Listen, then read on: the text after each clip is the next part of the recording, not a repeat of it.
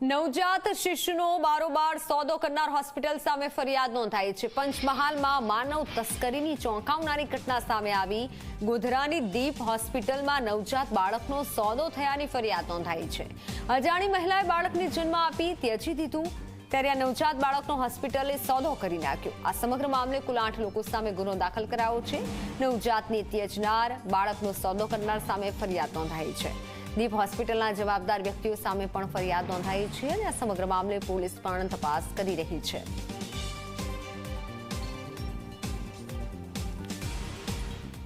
Phone line પર સંવાદદાતા ભદ્રપાલ જોડાઈ ચૂક્યા છે। ભદ્રપાલ, શું વધુ જાણકારી મળી રહી છે? કયા કયા ડોક્ટરની સંડોવણી સામે આવી છે?